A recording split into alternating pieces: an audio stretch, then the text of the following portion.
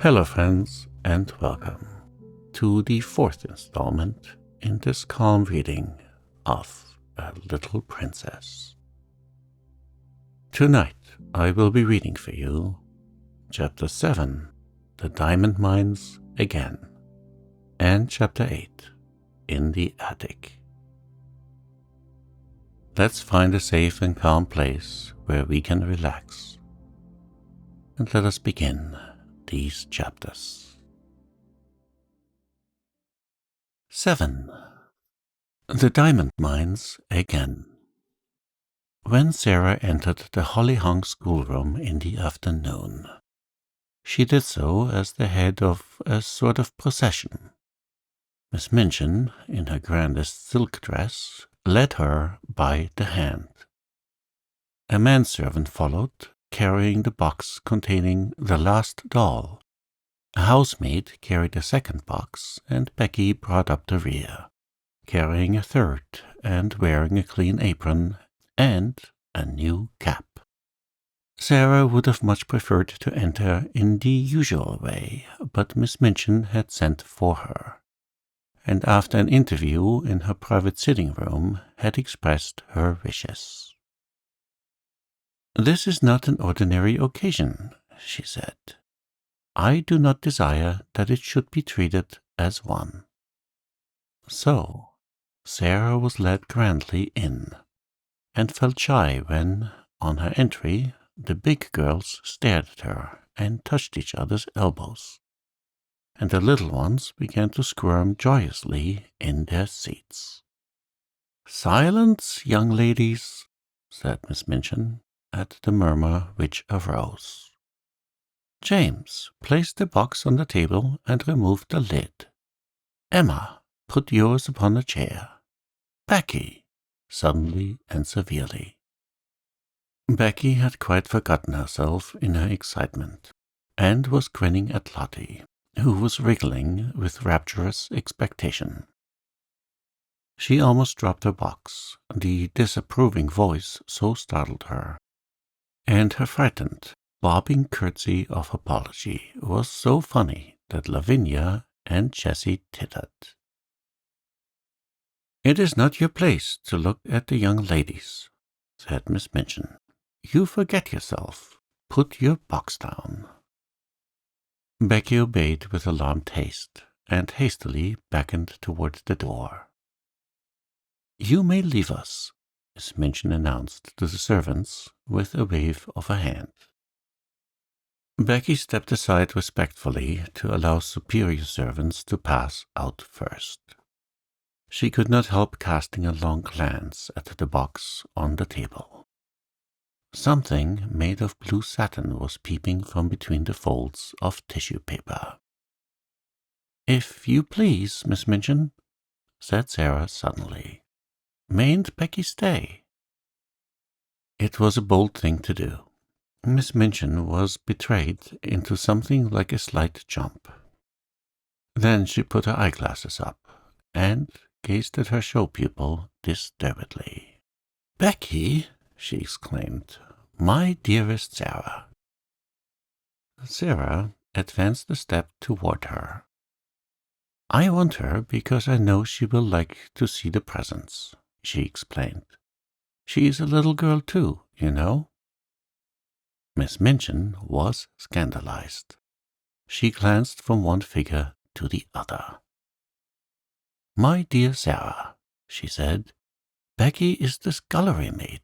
Scullery maids are not little girls."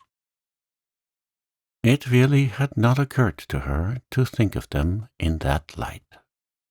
Scullery maids were machines who carried coal scuttles and made fires.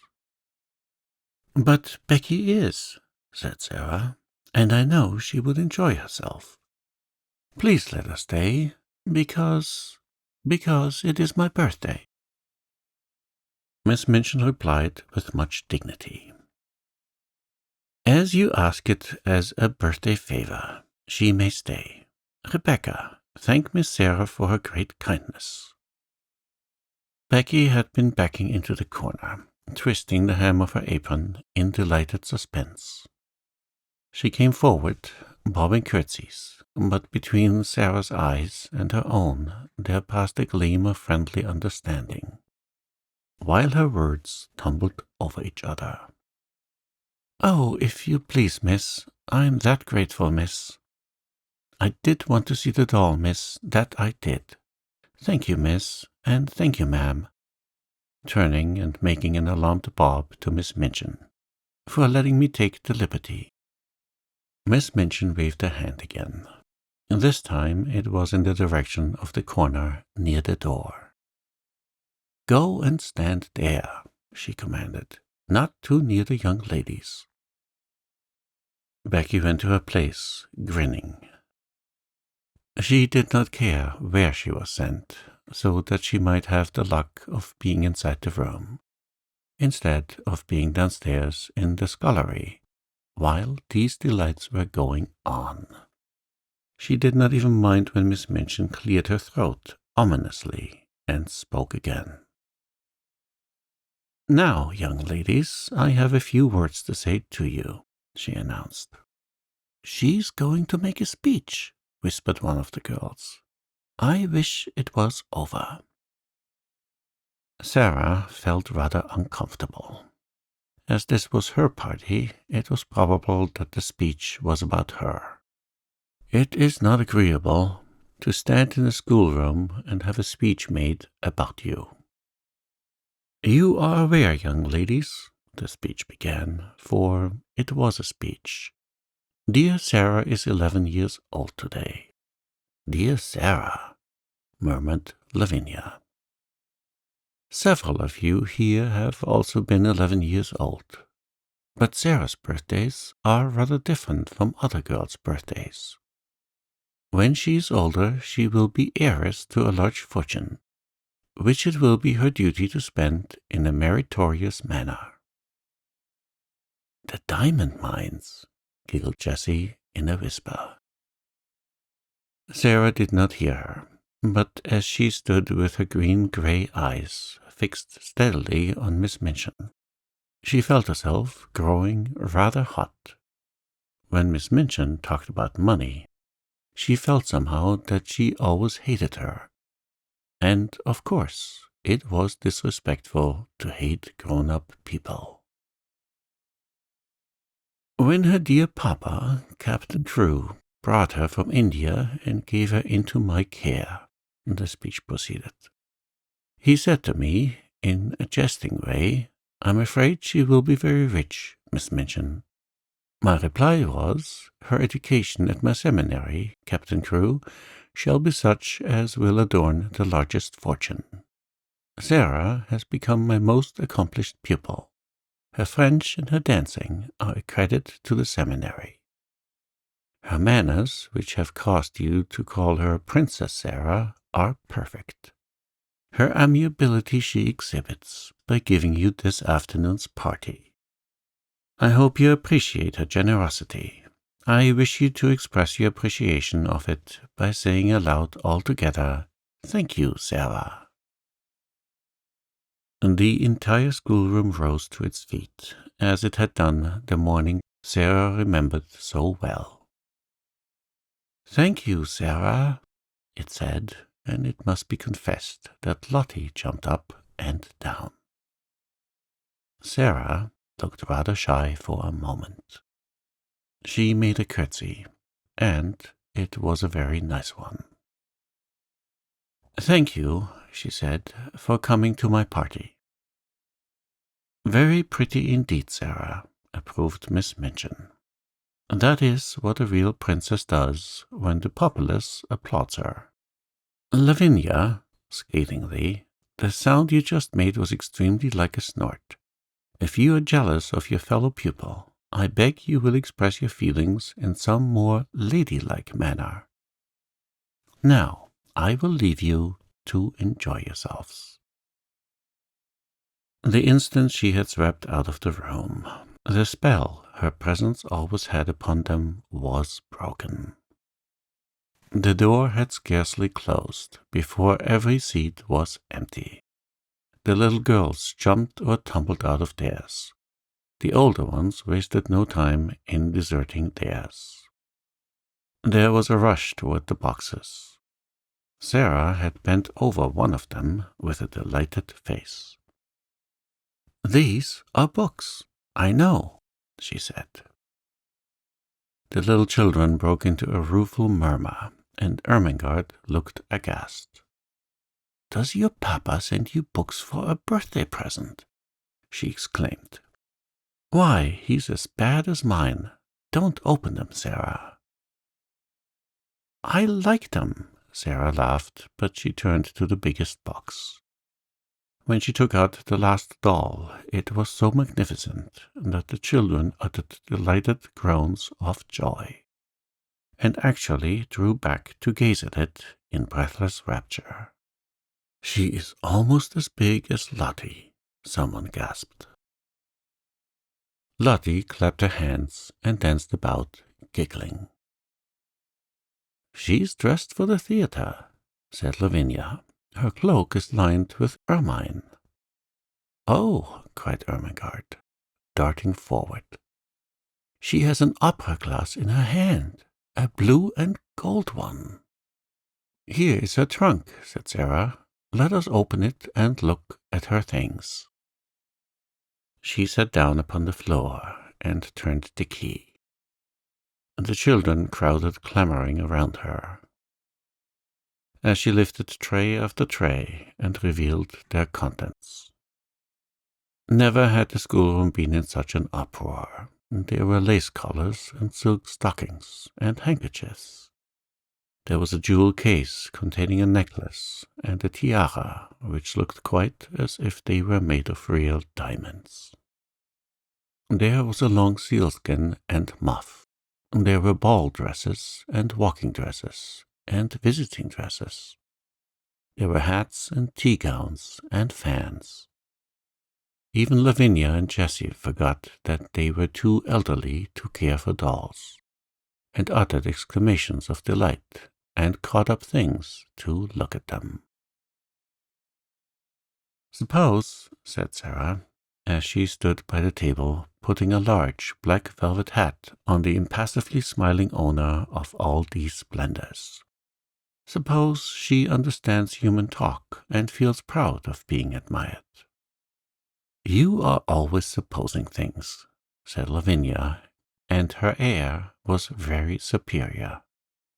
"I know I am," answered Sarah, undisturbedly. "I like it.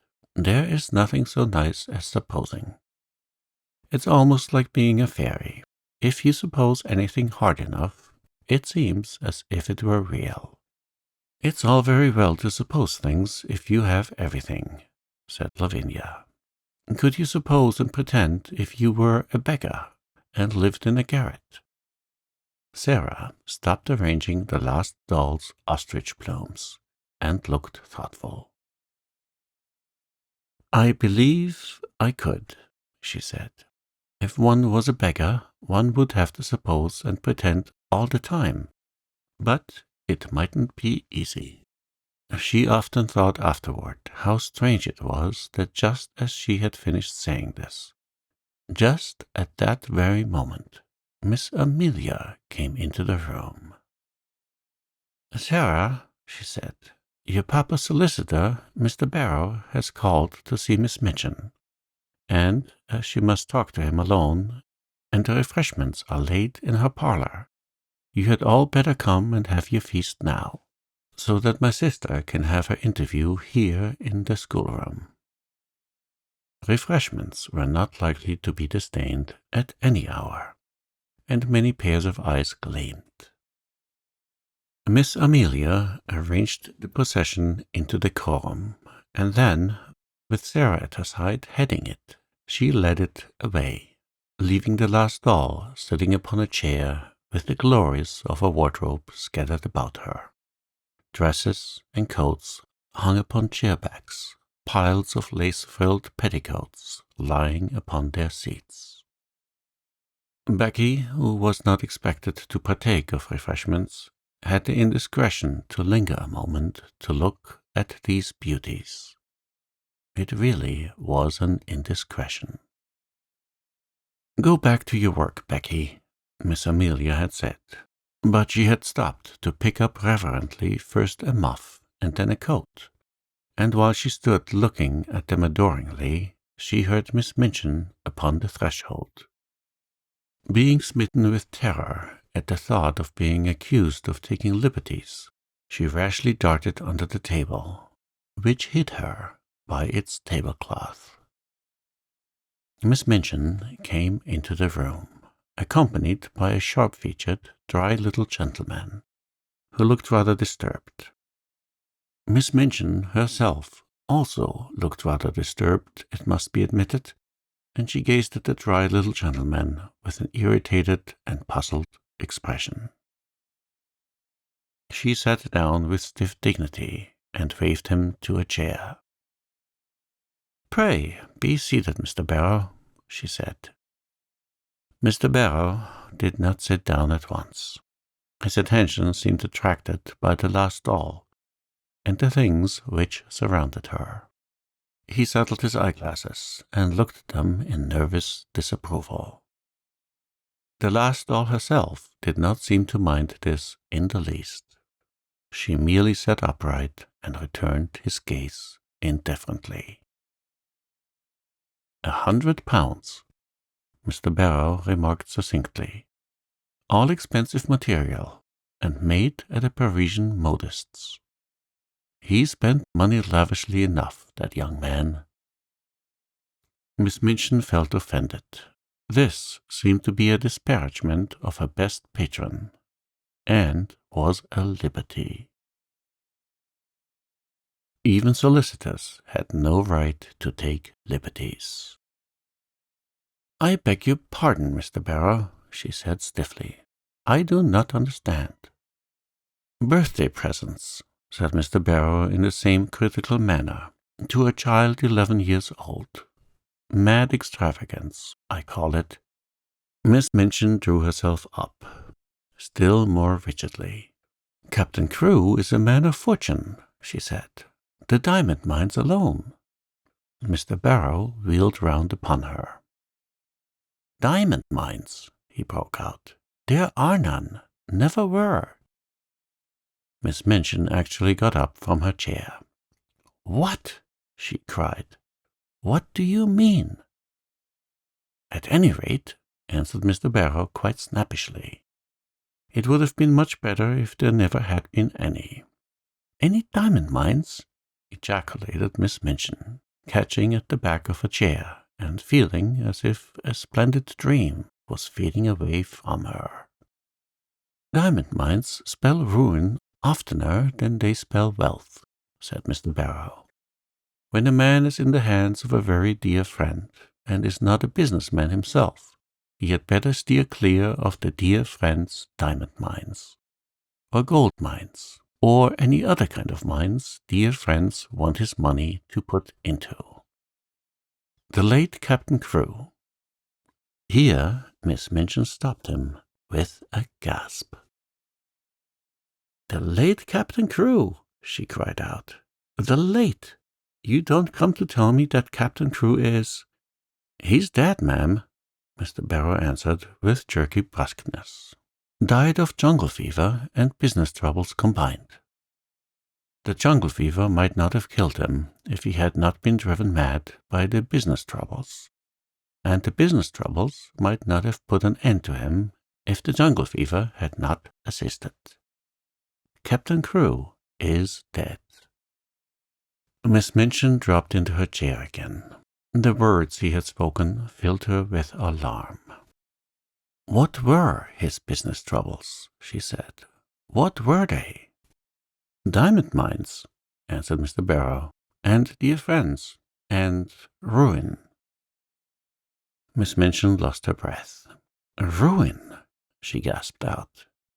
"Lost every penny. That young man had too much money. The dear friend was mad on the subject of the diamond mine.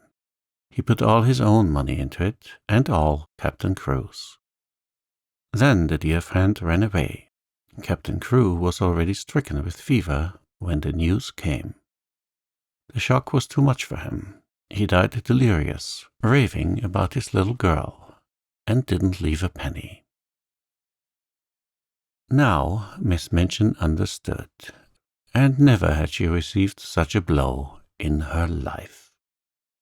Her show pupil, her show patron, swept away from the select seminary at one blow. She felt as if she had been outraged and robbed, and that Captain Crewe and Sarah and Mr. Barrow were equally to blame.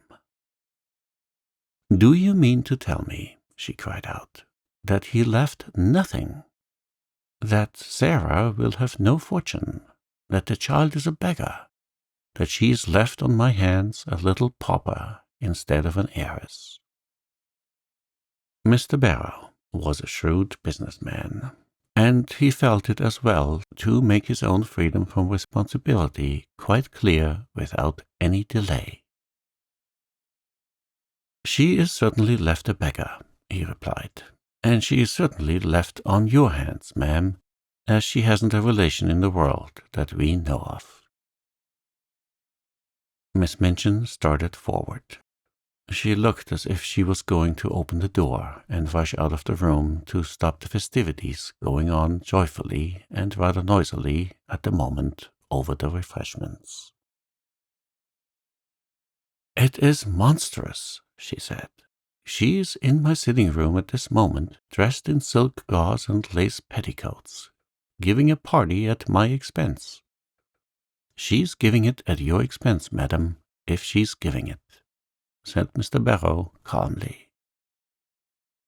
"Barrow and Skipworth are not responsible for anything. There never was a cleaner sweep made of a man's fortune. Captain Crewe died without paying our last bill, and it was a big one." Miss Minchin turned back from the door in increased indignation. This was worse than anyone could have dreamed of its being. "That is what has happened to me," she cried. "I was always so sure of his payments that I went to all sorts of ridiculous expenses for the child. I paid the bills for that ridiculous doll and her ridiculous fantastic wardrobe. The child was to have anything she wanted. She has a carriage and a pony and a maid, and I've paid for all of them since the last check came." Mr. Barrow evidently did not intend to remain to listen to the story of Miss Minchin's grievances, after he had made the position of his firm clear and related the mere dry facts. He did not feel any particular sympathy for irate keepers of boarding schools. "You had better not pay for anything more, ma'am," he remarked, "unless you want to make presents to the young lady. No one will remember you. She hasn't a brass farthing to call her own." "But what am I to do?" demanded Miss Minchin, as if she felt it entirely his duty to make the matter right. "What am I to do?" "There isn't anything to do," said Mr. Barrow, folding up his eyeglasses and slipping them into his pocket. "Captain Crewe is dead. The child is left a pauper. Nobody is responsible for her but you." "I am not responsible for her, and I refuse to be made responsible." Miss Minchin became quite white with rage. Mr. Barrow turned to go. "I have nothing to do with that, madam," he said uninterestedly. "Barrow and Skipworth are not responsible. Very sorry the thing has happened, of course." "If you think she is to be foisted off on me, you are greatly mistaken," Miss Minchin gasped. "I have been robbed and cheated. I will turn her into the street." If she had not been so furious, she would have been too discreet to say quite so much.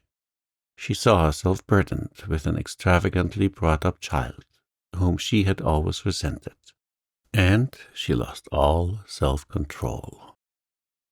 Mr. Barrow undisturbedly moved toward the door. "I wouldn't do that, madam," he commented. "It wouldn't look well. Unpleasant story to get about in connection with the establishment. pupil bundled out penniless and without friends.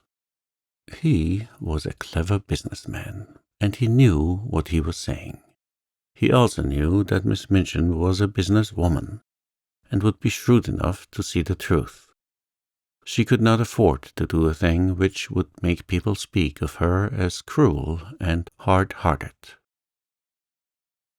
"Better keep her and make use of her," he added. "She's a clever child, I believe. You can get a good deal out of her as she grows older." "I will get a good deal out of her before she grows older," exclaimed Miss Minchin. "I am sure you will, ma'am," said Mr. Barrow, with a little sinister smile. "I am sure you will. Good morning." He bowed himself out and closed the door, and it must be confessed that Miss Minchin stood for a few moments and glared at it. What he had said was quite true. She knew it. She had absolutely no redress. Her show pupil had melted into nothingness, leaving only a friendless, beggared little girl. Such money as she herself had advanced was lost and could not be regained. And as she stood there, breathless under her sense of injury, there fell upon her ears a burst of gay voices from her own sacred room, which had actually been given up to the feast. She could at least stop this. But as she started toward the door, it was opened by Miss Amelia, who, when she caught sight of the changed, angry face, fell back a step in alarm. "What is the matter, sister?" she ejaculated. Miss Minchin's voice was almost fierce when she answered. "Where is Sarah Crewe?" Miss Amelia was bewildered. "Sarah?" she stammered. "Why, she's with the children in your room, of course." "Has she a black frock in her sumptuous wardrobe?" in bitter irony. "A black frock?" Miss Amelia stammered again. "A black one? She has frocks of every other color. Has she a black one?" Miss Amelia began to turn pale. "No, yes," she said, "but it is too short for her. She has only the old black velvet, and she has outgrown it. Go and tell her to take off that preposterous pink silk gauze and put the black one on, whether it is too short or not. She has done with finery." Then Miss Amelia began to wring her fat hands and cry. "Oh, sister," she sniffed. "Oh, sister, what can have happened?" Miss Minchin wasted no words. "Captain Crewe is dead," she said. "He has died without a penny. That spoiled, pampered, fanciful child is left a pauper on my hands." Miss Amelia sat down quite heavily in the nearest chair. "Hundreds of pounds have I spent on nonsense for her, and I shall never see a penny of it. Put a stop to this ridiculous party of hers. Go and make her change her frock at once." "I," panted Miss Amelia, "must I go and tell her now?" "This moment," was the fierce answer. "Don't sit staring like a goose. Go." Poor Miss Amelia was accustomed to being called a goose. She knew, in fact, that she was rather a goose, and that it was left to geese to do a great many disagreeable things. It was a somewhat embarrassing thing to go into the midst of a room full of delighted children and tell the giver of the feast that she had suddenly been transformed into a little beggar, and must go upstairs and put on an old black frock which was too small for her. But the thing must be done. This was evidently not the time when questions might be asked. She rubbed her eyes with her handkerchief until they looked quite red, after which she got up and went out of the room, without venturing to say another word. When her older sister looked and spoke as she had done just now, the wisest course to pursue was to obey orders without any comment. Miss Minchin walked across the room. She spoke to herself aloud without knowing that she was doing it. During the last year, the story of the diamond mines had suggested all sorts of possibilities to her. Even proprietors of seminaries might make fortunes in stocks, with the aid of owners of mines. And now, instead of looking forward to gains, she was left to look back upon losses. "The Princess Sarah indeed," she said. "The child has been pampered as if she were a queen." She was sweeping angrily past the corner table as she said it. And the next moment she started at the sound of a loud, sobbing sniff which issued from under the cover. "What is that?" she exclaimed angrily. The loud, sobbing sniff was heard again, and she stooped and raised the hanging folds of the table cover. "How dare you?" she cried out. "How dare you? Come out immediately." It was poor Becky who crawled out, and her cap was knocked on one side, and her face was red with repressed crying. "If you please, it's me, Mum," she explained. "I know I hadn't ought to, but I was looking at the doll, Mum, and I was frightened when you came in, and slipped under the table." "You have been there all the time, listening," said Miss Minchin. "No, Mum," Becky protested, bobbing curtsies. "Not listening. I thought I could slip out without you noticing, but I couldn't and had to stay. But I didn't listen, Mum. I wouldn't for nothing, but I couldn't help hearing." Suddenly it seemed almost as if she lost all fear of the awful lady before her. She burst into fresh tears. "Oh, please, she said. "I dare say you'll give me warning, Mum, but I'm so sorry for poor Miss Sarah. I'm so sorry." "Leave the room," ordered Miss Minchin. Becky curtsied again, the tears openly streaming down her cheeks. "Yes, I will, she said, trembling. "But, oh, I just wanted to ask you. Miss Sarah, she's been such a rich young lady, and she's been waited on hand and foot. And what will she do now, Mum, without no mate? Oh, please, would you let me wait on her, after I've done my pots and kettles? I'd do 'em that quick, if you let me wait on her, now she's poor." "Oh," breaking out afresh, "poor little Miss Sarah, Mum, that was called a princess." Somehow she made Miss Minchin feel more angry than ever. That the very scullery maid should range herself on the side of this child, whom she realized more fully than ever that she had never liked, was too much. She actually stamped her foot. "No, certainly not," she said. "She will wait on herself, and other people too. Leave the room this instant, or you'll leave your place." Becky threw her apron over her head and fled. She ran out of the room and down the steps into the scullery, and there she sat down among her pots and kettles, and wept as if her heart would break. "It's exactly like the ones in the stories," she wailed.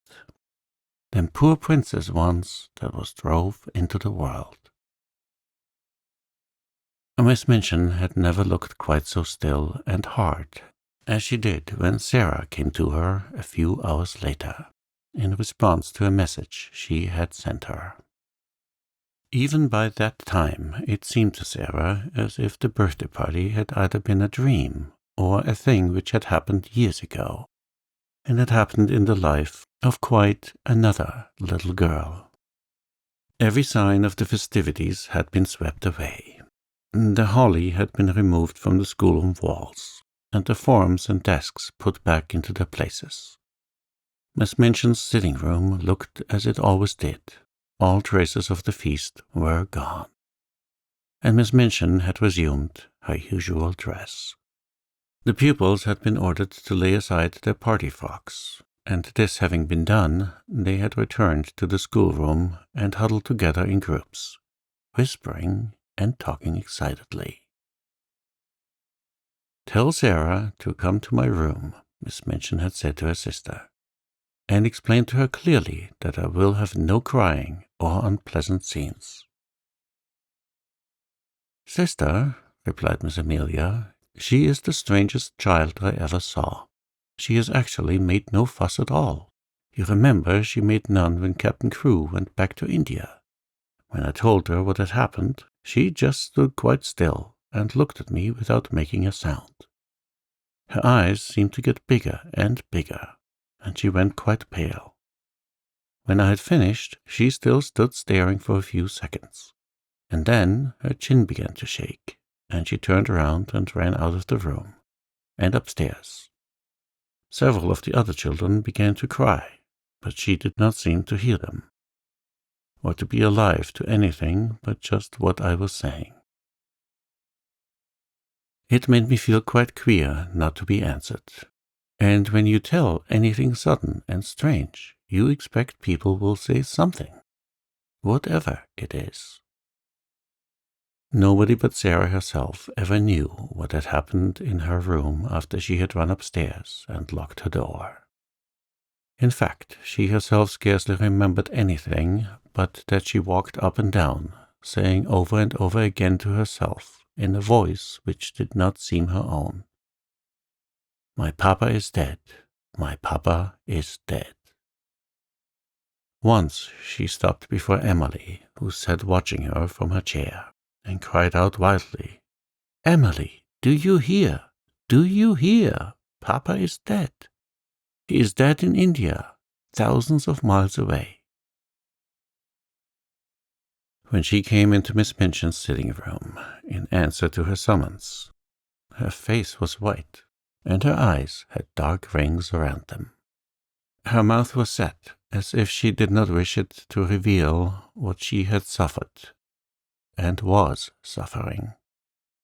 She did not look in the least like the rose-colored butterfly child who had flown about from one of her treasures to the other in the decorated schoolroom. She looked instead a strange, desolate, almost grotesque little figure. She had put on, without Marriott's help, the cast-aside black velvet frock. It was too short and tight, and her slender legs looked long and thin, showing themselves from beneath the brief skirt. As she had not found a piece of black ribbon, her short, thick, black hair tumbled loosely about her face, and contrasted strongly with its pallor. She held Emily tightly in one arm, and Emily was swathed in a piece of black material. "Put down your doll," said Miss Minchin. "What do you mean by bringing her here?" "No," Sarah answered. "I will not put her down. She is all I have. My papa gave her to me." She had always made Miss Minchin feel secretly uncomfortable, and she did so now. She did not speak with rudeness so much as with the cold steadiness with which Miss Minchin felt it difficult to cope. Perhaps because she knew she was doing a heartless and inhumane thing. "You will have no time for dolls in future," she said. "You will have to work and improve yourself and make yourself useful." Sarah kept her big, strange eyes fixed on her and said not a word. "Everything will be very different now," Miss Minchin went on. "I suppose Miss Amelia has explained matters to you?" "Yes," answered Sarah. "My papa is dead. He left me no money. I am quite poor." "You are a beggar," said Miss Minchin, her temper rising at the recollection of what all this meant. It appears that you have no relations and no home, and no one to take care of you."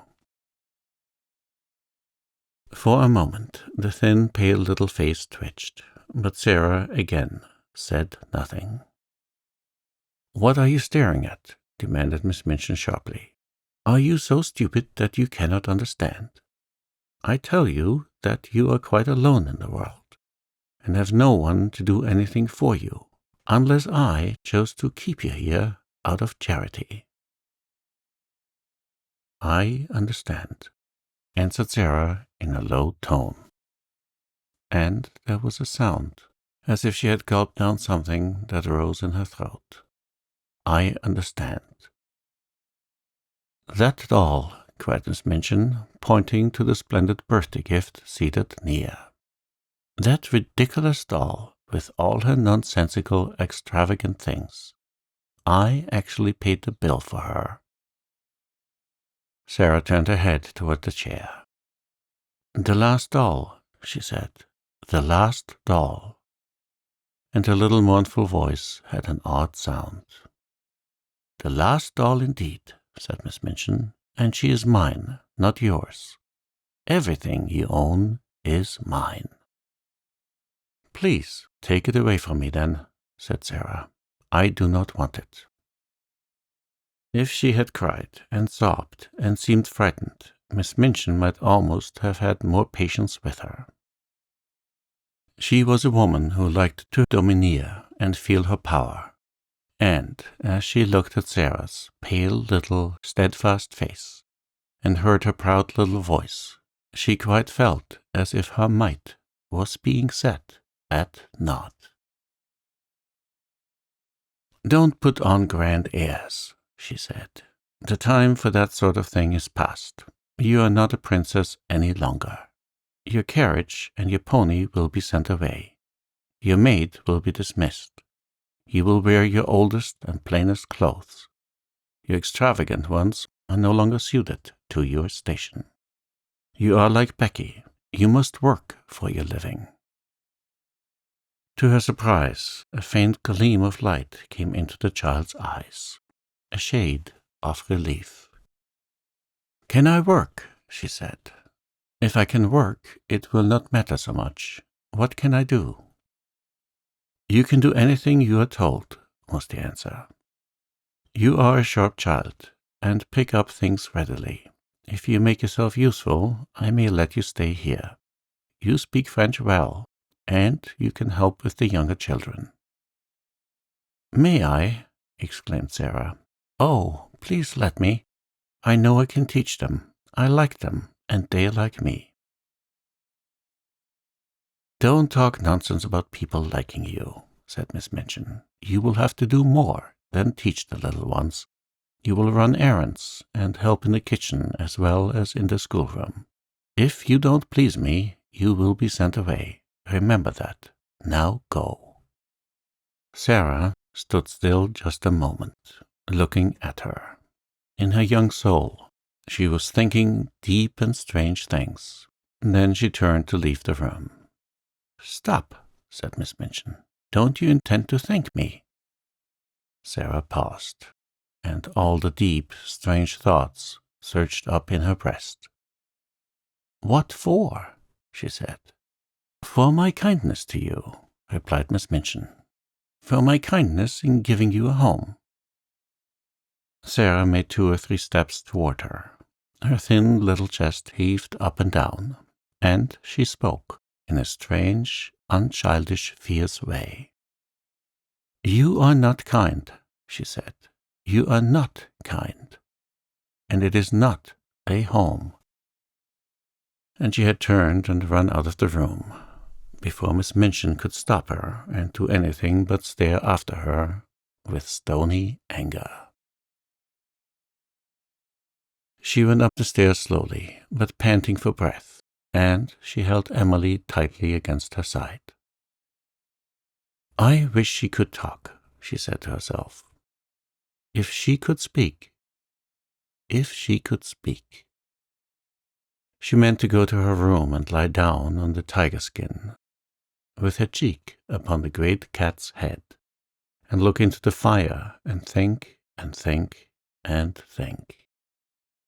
But just before she reached the landing, Miss Amelia came out of the door and closed it behind her and stood before it, looking nervous and awkward.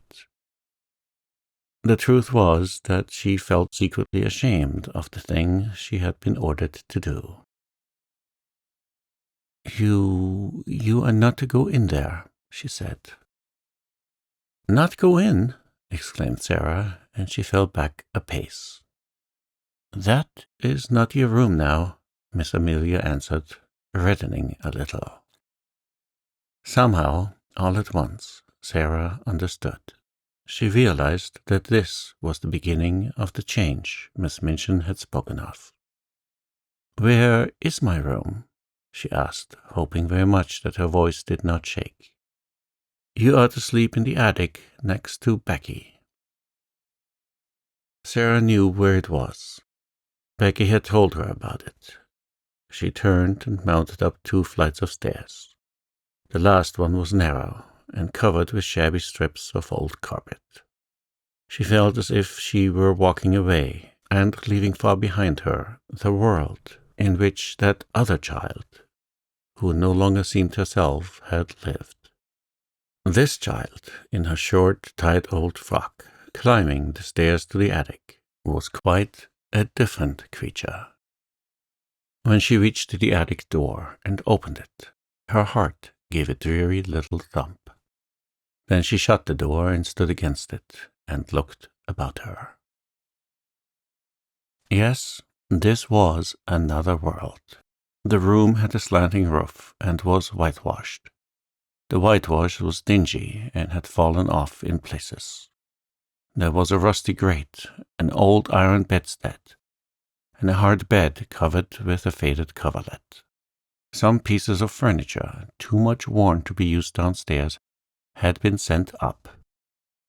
Under the skylight in the roof, which showed nothing but an oblong piece of dull grey sky, there stood an old battered red footstool. Sarah went to it and sat down. She seldom cried. She did not cry now. She laid Emily across her knees and put her face down upon her, and her arms around her, and sat there, her little black head resting on the black draperies, not saying one word, not making one sound. And as she sat in this silence, there came a low tap at the door, such a low, humble one that she did not at first hear it, and, indeed, was not roused until the door was timidly pushed open, and a poor, tear-smeared face appeared peeping round it. It was Becky's face, and Becky had been crying furtively for hours, and rubbing her eyes with her kitchen apron, until she looked strange indeed. "Oh, miss," she said under her breath, would you allow me just to come in?" Sarah lifted her head and looked at her. She tried to begin a smile, and somehow she could not. Suddenly, and it was all through the loving mournfulness of Becky's streaming eyes, her face looked more like a child's, not so much too old for her years. She held out her hand and gave a little sob. "Oh, Becky," she said, "I told you we were just the same, only 2 little girls. Just 2 little girls. You see how true it is. There's no difference now. I'm not a princess any more." Becky ran to her and caught her hand, and hugged it to her breast, kneeling beside her and sobbing with love and pain. "Yes, miss, you are," she cried, and her words were all broken. "Whatever happens to you, whatever, you'd be a princess all the same, and nothing couldn't make you nothing different."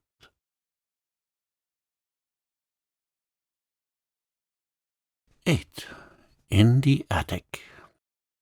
The first night she spent in her attic was a thing Sarah never forgot. During its passing, she lived through a wild, unchildlike woe of which she never spoke to anyone about her. There was no one who would have understood.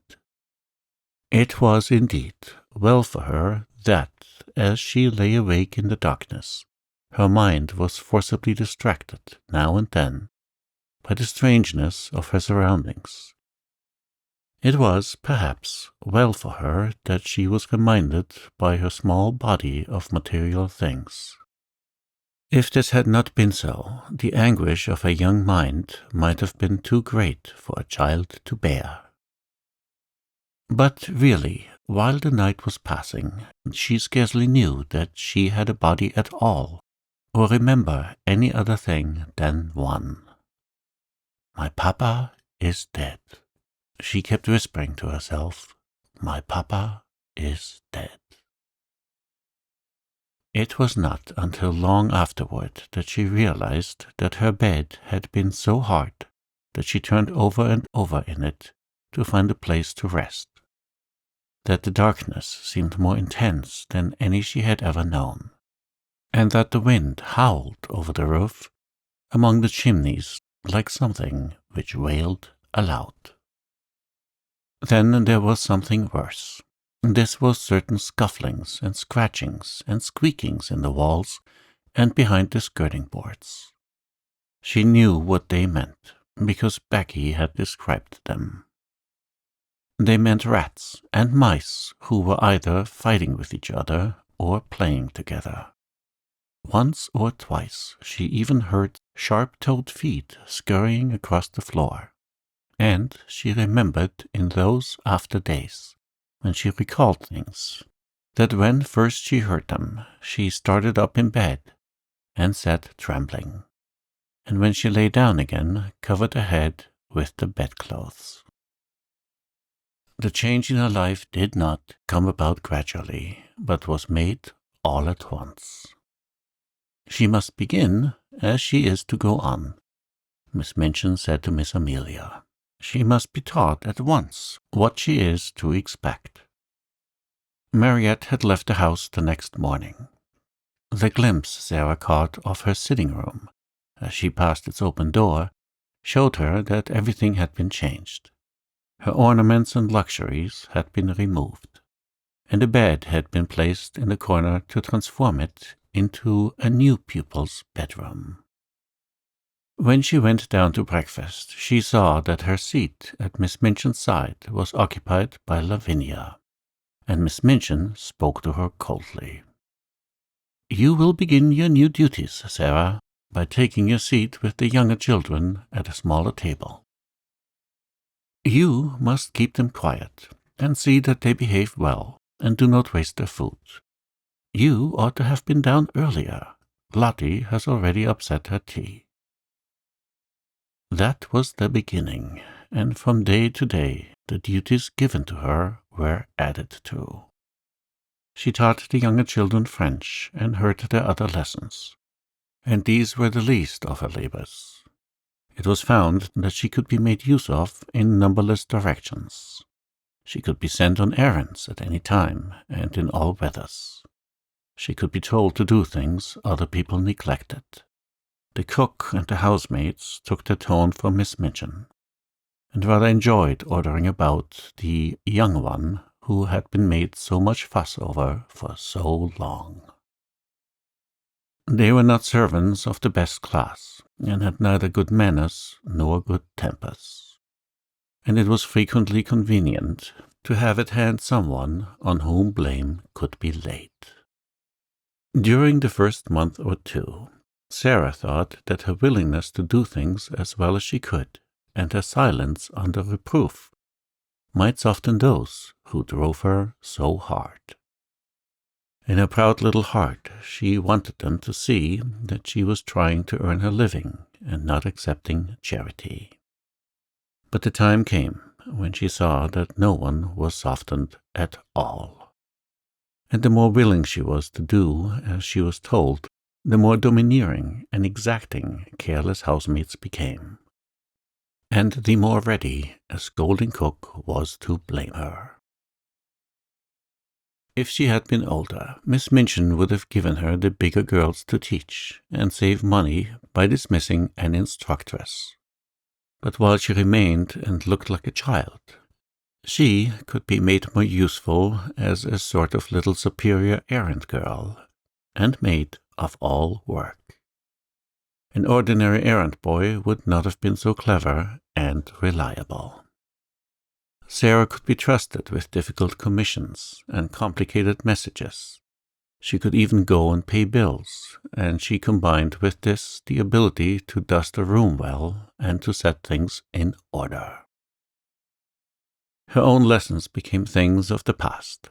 She was taught nothing, and only after long and busy days, spent in running here and there, at everyone's orders, was she grudgingly allowed to go into the deserted schoolroom with a pile of old books and study alone at night. If I don't remind myself of the things I have learned, perhaps I may forget them, she said to herself. I am almost a scullery maid, and if I am a scullery maid who knows nothing, I shall be like poor Becky. I wonder if I could quite forget and begin to drop my H's, and not remember that Henry VIII had 6 wives. One of the most curious things in her new existence was her changed position among the pupils. Instead of being a sort of small royal personage among them, she no longer seemed to be one of their number at all. She was kept so constantly at work that she scarcely ever had an opportunity of speaking to any of them, and she could not avoid seeing that Miss Minchin preferred that she should live a life apart from that of the occupants of the schoolroom. I will not have her forming intimacies and talking to the other children, that lady said. Girls like a grievance, and if she begins to tell romantic stories about herself, she will become an ill-used heroine, and parents will be given a wrong impression. It is better that she should live a separate life, one suited to her circumstances. I am giving her a home, and that is more than she has any right to expect from me. Sarah did not expect much, and was far too proud to try to continue to be intimate with girls, who evidently felt rather awkward and uncertain about her. The fact was that Miss Minchin's pupils were a set of dull, matter-of-fact young people. They were accustomed to being rich and comfortable, and as Sarah's frocks grew shorter and shabbier and queer-looking, and it became an established fact that she wore shoes with holes in them, and was sent out to buy groceries and carry them through the streets in a basket on her arm when the cook wanted them in a hurry, they felt rather as if, when they spoke to her, they were addressing an under-servant. To think that she was the girl with the diamond mines, Lavinia commented. She does look an object, and she's queerer than ever. I never liked her much, but I can't bear that way she has now of looking at people without speaking, just as if she was finding them out. I am, said Sarah promptly when she heard of this. That's what I look at some people for. I like to know about them. I think them over afterward. The truth was that she had saved herself annoyance several times by keeping her eye on Lavinia, who was quite ready to make mischief, and would have been rather pleased to have made it for the ex-show pupil. Sarah never made any mischief herself, or interfered with anyone. She worked like a drudge. She tramped through the wet streets, carrying parcels and baskets. She labored with the childish inattention of the little ones' French lessons. As she became shabbier and more forlorn-looking, she was told that she had better take her meals downstairs. She was treated as if she was nobody's concern, and her heart grew proud and sore. But she never told anyone what she felt. Soldiers don't complain, she would say, between her small, shut teeth. "I am not going to do it. I will pretend this is part of a war." But there were hours when her child heart might almost have broken with loneliness, but for 3 people. The first, it must be owned, was Becky. Just Becky. Throughout all that first night spent in the garret, she had felt a vague comfort in knowing that on the other side of the wall, in which the rats scuffled and squeaked, there was another young human creature. And during the nights that followed, the sense of comfort grew. They had little chance to speak to each other during the day. Each had her own tasks to perform, and any attempt at conversation would have been regarded as a tendency to loiter and lose time. "Don't mind me, miss," Becky whispered during the first morning. "If I don't say nothing polite, some would be down on us if I did. I means please and thank you and beg pardon, but I doesn't to take time to say it." But before daybreak, she used to slip into Sarah's attic and button her dress and give her such help as she required before she went downstairs to light the kitchen fire. And when night came, Sarah always heard the humble knock at her door, which meant that her handmaid was ready to help her again, if she needed. During the first weeks of her grief, Sarah felt as if she were too stupefied to talk. So it happened that some time passed before they saw each other much or exchanged visits. Becky's heart told her that it was best that people in trouble should be left alone. The second of the trio of comforters was Ermengarde. But odd things happened before Ermengarde found her place. When Sarah's mind seemed to awaken again to the life about her, she realized that she had forgotten that an Ermengarde lived in the world. The two had always been friends, but Sarah had felt as if she were years the older. It could not be contested that Ermengarde was as dull as she was affectionate. She clung to Sarah in a simple, helpless way. She brought her lessons to her that she might be helped. She listened to her every word and besieged her with requests for stories.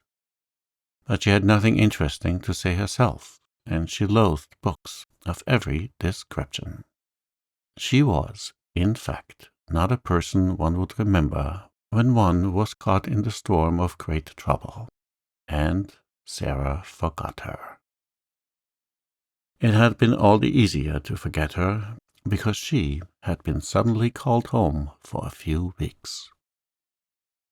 When she came back, she did not see Sarah for a day or two, and when she met her for the first time, she encountered her coming down a corridor, with her arms full of garments, which were to be taken downstairs, to be mended. Sarah herself had already been taught to mend them. She looked pale and unlike herself, and she was attired in the queer, outgrown frock, whose shortness showed so much thin black leg. Ermengarde was too slow a girl to be equal to such a situation. She could not think of anything to say. She knew what had happened, but somehow she had never imagined Sarah could look like this, so odd and poor, and almost like a servant. It made her quite miserable, and she could do nothing but break into a short hysterical laugh and exclaim, aimlessly and as if without any meaning, "Oh, Sarah, is that you?" "Yes," answered Sarah, and suddenly a strange thought passed through her mind and made her face flush. She held the pile of garments in her arms, and her chin rested upon the top of it to keep it steady. Something in the look of her straight-gazing eyes made Ermengarde lose her wits still more. She felt as if Sarah had changed into a new kind of girl, and she had never known her before. Perhaps it was because she had suddenly grown poor and had to mend things and work like Becky. "Oh," she stammered. How are you?" "I don't know," Sarah replied. "How are you?" I'm quite well," said Ermengarde, overwhelmed with shyness. Then, spasmodically, she thought of something to say which seemed more intimate. Are you very unhappy?" she said in a rush.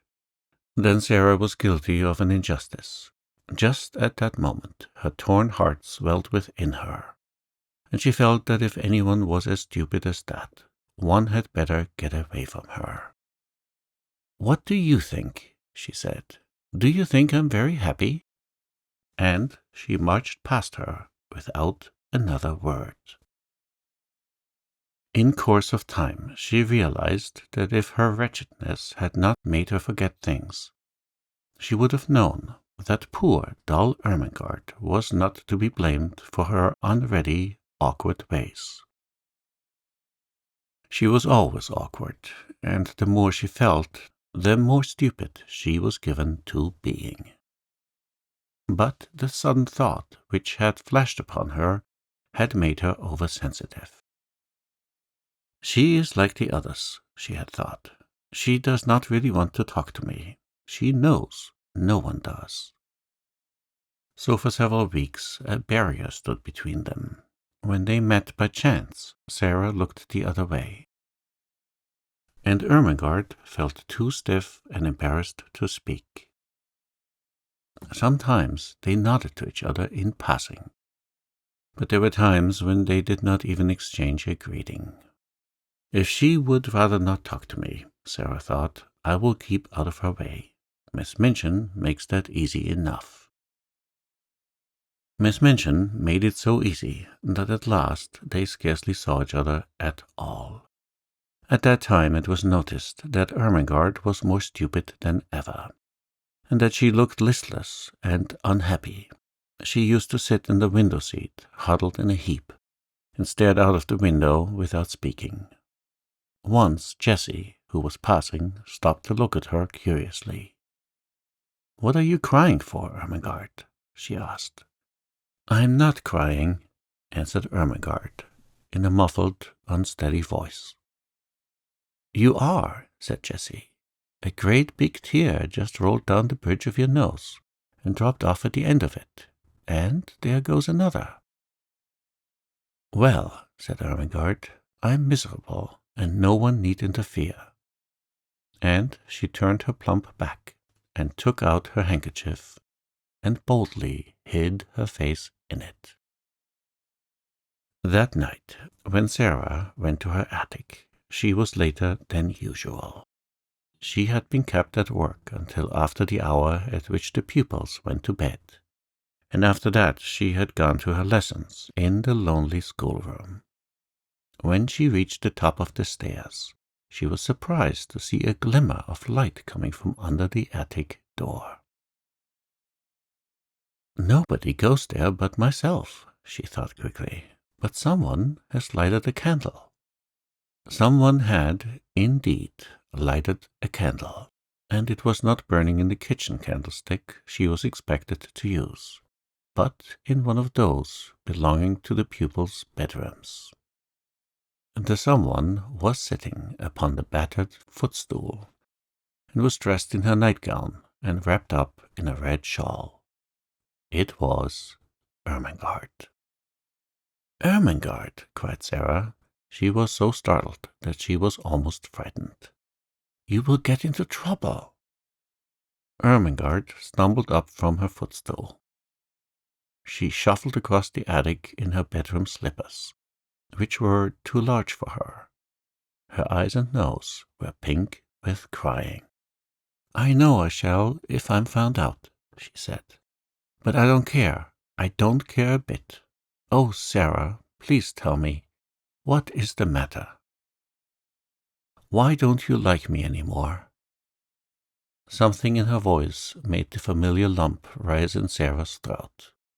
It was so affectionate and simple, so like the old Ermengarde who had asked her to be best friends.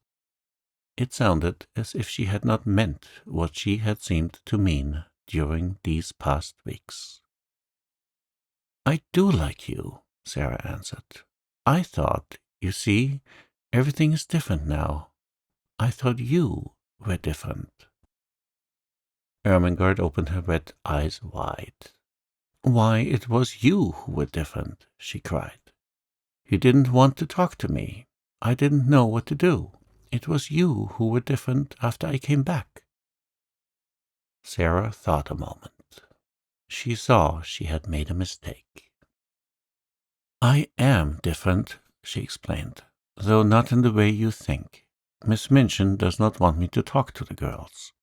Most of them don't want to talk to me. I thought, perhaps, you didn't. So I tried to keep out of your way." "Oh, Sarah!" Ermengarde almost wailed in her reproachful dismay. And then, after one more look, they rushed into each other's arms. It must be confessed that Sarah's small black head lay for some minutes on the shoulder covered by the red shawl. When Ermengarde had seemed to desert her, she had felt horribly lonely. Afterward, they sat down upon the floor together, Sarah clasping her knees with her arms, and Ermengarde rolled up her shawl. Ermengarde looked at the odd, big-eyed little face adoringly. "I couldn't bear it any more," she said. "I dare say you could live without me, Sarah, but I couldn't live without you. I was nearly dead. So tonight, when I was crying under the bedclothes, I thought all at once of creeping up here and just begging you to let us be friends again." "You are nicer than I am," said Sarah. "I was too proud to try and make friends. You see, now that trials have come, they have shown that I am not a nice child. I was afraid they would. Perhaps," wrinkling her forehead wisely, "that is what they were sent for." "I don't see any good in them," said Ermengarde stoutly. "Neither do I, to speak the truth," admitted Sarah frankly. "But I suppose there might be good in things, even if we don't see it. There might," doubtfully, "be good in Miss Minchin." Ermengarde looked round the attic with a rather fearsome curiosity. "Sarah," she said, "do you think you can bear living here?" Sarah looked round also. "If I pretend it's quite different, I can," she answered. "Or if I pretend it is a palace in a story." She spoke slowly. Her imagination was beginning to work for her. It had not worked for her at all since her troubles had come upon her. She had felt as if it had been stunned. "Other people have lived in worse places. Think of the Count of Monte Cristo in the dungeons of the Chateau d'If, and think of the people in the Bastille." "The Bastille," half-whispered Ermengarde, watching her and beginning to be fascinated. She remembered stories of the French Revolution, which Sarah had been able to fix in her mind by her dramatic relation of them. No one but Sarah could have done it. A well-known glow came into Sarah's eyes. "Yes," she said, hugging her knees, "that will be a good place to pretend about. I am a prisoner in the Bastille. I have been here for years and years and years, and everybody has forgotten about me. Miss Minchin is the jailer, and Becky," a sudden light adding itself to the glow in her eyes, "Becky is the prisoner in the next cell." She turned to Ermengarde, looking quite like the old Sarah. "I shall pretend that," she said, "and it will be a great comfort." Ermengarde was at once enraptured and awed. "And will you tell me about it?" she said. "May I creep up here at night, whenever it is safe, and hear the things you have made up in the day? It will seem as if we were more best friends than ever." "Yes," answered Sarah, nodding. Adversity tries people, and mine has tried you, and proved how nice you are.